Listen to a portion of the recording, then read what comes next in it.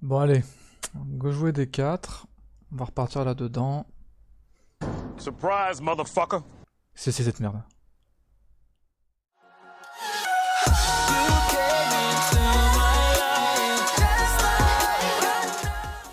Bonjour, c'est encore Ishtaris pour la Cooldown TV, j'espère que vous allez très bien. Aujourd'hui on s'attaque à un Gambit qui est assez particulier, qui permet d'accueillir D4 avec beaucoup d'originalité, c'est ce qu'on appelle le Gambit Inglued, qui commence sur D4 E5, c'est une façon qui est bien atypique de recevoir D4, vu qu'il va se baser sur un sacrifice de pion dès le premier coup, et pas un sacrifice de pion latéral, mais un sacrifice de pion central, et à première vue, c'est quand même une ouverture qui est pas jolie à voir, et pourtant elle repose sur de nombreux pièges qu'il faut connaître, et si on les connaît pas, ça peut de suite virer à la catastrophe pour les blancs.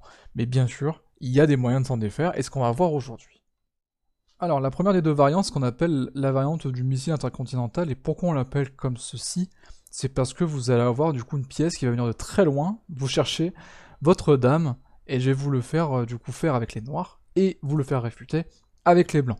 La variante elle commence par fou C5, les noirs ne sautent pas sur l'occasion pour rattraper le matériel du coup sacrifié dans le Gambit, et le coup le plus logique qui va apparaître à vos yeux serait de venir déjà le défendre, il est dans la moitié noire, c'est un pion qui va être l'enjeu finalement des prochains coups, et déjà le défendre en vous développant fait tout à fait sens. Sur ceci, du coup, les noirs vont répondre par D6, et c'est un coup qui est assez illogique parce que finalement ils vont attaquer ce pion de retard en sacrifiant un autre pion, et en plus un pion qui est central. Là, la suite des opérations va vous permettre de prendre sereinement ce pion. En réalité, en partie réelle, vous n'aurez pas du coup de surprise. Vous allez sentir un petit peu le piège arriver dès lors que la personne va jouer cavalier E7, le prochain coup de cette variante. Hi. Ok. Cavalier E7, en partie réelle, vous allez le sentir, vous allez dire, ça sent, même si vous connaissez pas la suite, c'est bizarre quoi, le mec il a l'air sérieux, il a un bon classement, il me joue ça, il m'offre un cavalier, il y a anguille sous roche.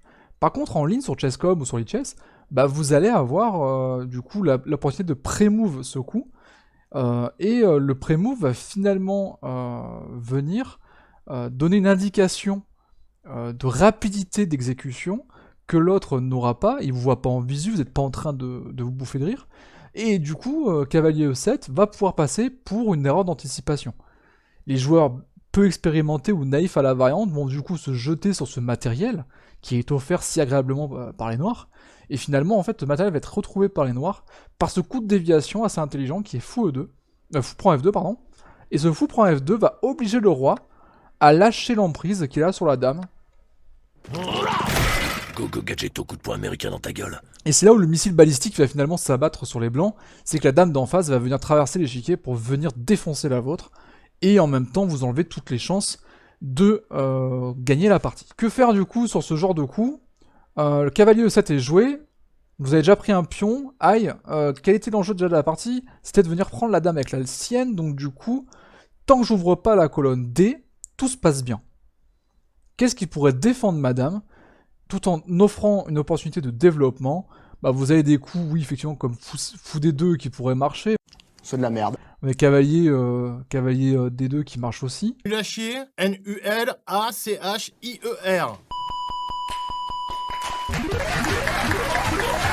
Mais vous avez aussi cavalier C3 qui est la case naturelle du cavalier, qui va venir du coup prendre des cases centrales. C'est ça qui est le plus intéressant, que fou D2 ne prend rien du tout. Alors que cavalier C3 vient prendre ces cases centrales en plus de venir défendre la dame. Ok? Si les noirs du coup ont un coup à jouer, c'est forcément cavalier G6. Cavalier G6 du coup qui est, je pense, l'un des meilleurs coups, puisque vous enlevez le cavalier de la prise. Je vous rappelle que ce cavalier maintenant est en danger, parce que si vous jouez un autre coup, je sais pas, on va jouer fou E6 ou cavalier C6, enfin n'importe quel coup de développement de ce style, un coup qui est logique finalement, eh bien vous avez le cavalier qui va pouvoir être pris, puisque le coup de déviation ne fonctionne plus, la dame n'est plus en sécurité, et donc du coup la dame n'est plus perdue, elle est récupérée par les blancs. NANI? Dès lors que vous avez cet enchaînement qui n'est plus possible pour les noirs, Vous pouvez du coup bouger ce pion, enfin cette pièce. Vous pouvez aussi reprendre ce pion, qui je pense est encore meilleur que le cavalier G6. Mais dans tous les cas, finalement, ce pion qui est ici est isolé, c'est-à-dire qu'il est situé entre deux colonnes ouvertes. Il n'a pas de possibilité de faire de chaîne de pions avec ses camarades. Et en même temps, vous avez que 2 pièces de développer contre 2 pour les blancs, qui normalement étaient dans un gambit accepté, donc qui doivent avoir un retard de développement par rapport aux noirs, et qui finalement le récupèrent, vu que c'est à eux de jouer, et qui développent une pièce, comme fou G5 par exemple, mais on peut jouer autre chose, hein, bien entendu. Voilà du coup pour la variante du missile intercontinental, sachant que sur le premier move fou C5, on n'est pas obligé de jouer cavalier F3, on peut jouer cavalier C3 directement et annoncer au noir que c'est terminé, quoi. Cette variante, c'est mort. Sachant que bon, c'est un bon coup cavalier C3, même si cavalier F3 est tout aussi bon, les simulateurs les donnent équivalents. Je trouve que cavalier F3 est quand même mieux quand vous connaissez la variante, puisque vous allez du coup abuser de la naïveté des noirs, de croire que vous ne connaissez pas, et donc du coup vous allez gruger un pion d'avance, qui sera du coup stabilisé dans la partie. Deuxième variante, et c'est la plus logique finalement, c'est que les noirs vont vouloir se développer tout en venant attaquer le pion central un petit peu overextend des blancs, et cavalier C6 finalement répond aux deux objectifs, se développer et venir attaquer, mettre une pression sur le centre blanc. Le centre blanc du coup qui va être défendu par cavalier F3, c'est le plus logique. On a une pression, on a une défense, on conserve l'avantage de matériel, on a effectivement demandé, enfin on a effectivement troqué un tempo contre un avantage matériel, donc maintenant on va le conserver cet avantage matériel. Et pour mettre une deuxième pression sur le centre blanc, les noirs jouent Dame E7, Dame E7 qui peut être répondu par Dame B5, Dame D5 pardon, Dame D5 est très bon, et permet de stabiliser la situation très rapidement sans apprendre plus de théorie. Cependant, il y a un petit peu plus d'avantages à jouer autrement, si vous voulez jouer en ayant appris le reste de la variante, c'est avec Fou F4. Donc Fou G5 est le meilleur, il me semble, d'après Stockfish. Mais Fou F4 finalement fait sens puisqu'il est logique, on a deux attaquants sur E5. Et finalement les blancs ont envie de mettre deux défenseurs. La suite est appelée le complexe d'Inglund, c'est-à-dire que la dame va venir en B4, faire échec, et attaquer sur 3 positions, donc une triple attaque entre le roi, le pion B2 et le fou en F4 qui finalement est développé mais pas protégé, donc vulnérable. Sur ce coup, vous allez jouer fou D2. Fou D2 a l'avantage de protéger le fou, qui est une pièce, hein, et de contrecarrer l'échec infligé par la dame. Et finalement, il ne reste plus qu'une seule possibilité dans laquelle vont s'engouffrer les noirs, c'est la prise en B2, avec la belle menace de prendre la tour en 1-1.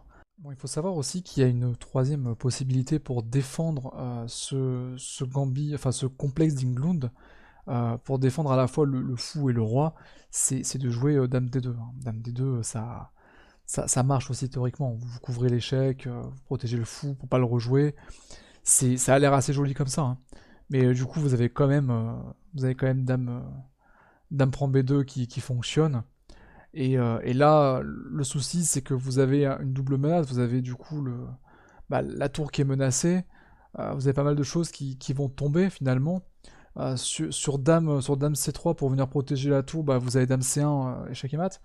Vous avez aussi, je sais pas, cavalier, du coup la tour est condamnée. Et si vous restez comme ça, finalement, avec la dame ici, vous perdez vraiment beaucoup de matériel. Je sais pas comment on pourrait se dépêtrer de ce problème. Et même si vous voulez... Si vous voulez continuer à penser un peu plus loin, il faut savoir que vous avez aussi la menace du fou qui arrive sur la diagonale dame roi, hein, la diagonale E1 à 5, avec l'apparition du fou en B4. Donc du coup, tout est mauvais dans la variante dame D2, faut vraiment pas la jouer. Hein. Là, vous avez du coup pas mal de choses qu'il faut éviter, et ce qu'il faut éviter en priorité, c'est de céder à la panique. Vous n'allez pas ni perdre la tour en 1, ni perdre le pion en E5 que la dame continue à pressuriser, puisque vous avez coupé la connexion entre la dame et E5, et aussi protéger la tour. Cependant, le premier truc qu'il ne faut pas faire, c'est jouer ce fou en C3. Premièrement, c'est très mauvais parce que vous allez jouer du coup une première fois le fou, une deuxième fois le fou, puis une troisième fois ce fou. Donc jouer 3 fois la même pièce dans l'ouverture, souvenez-vous les principes Nizovic, c'est pas bon. Mais en plus, cette variante-là vous expose à la punition finalement de fou B4. Fou B4 qui va permettre à ce fou d'être cloué. Et ce fou, une fois cloué, du coup, eh bien, ne va juste pas protéger la tour, puisque cette action ne sera plus possible. Et la dame va pouvoir venir s'emparer de la tour gratuitement.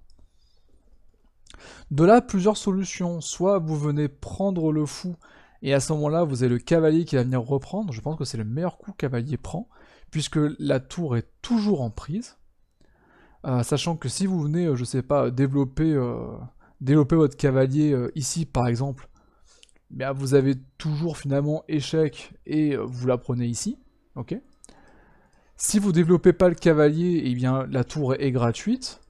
Du coup, une case où vous pouvez sauver le cavalier, par exemple comme ici, bah, vous le prenez. Et c'est toujours bon.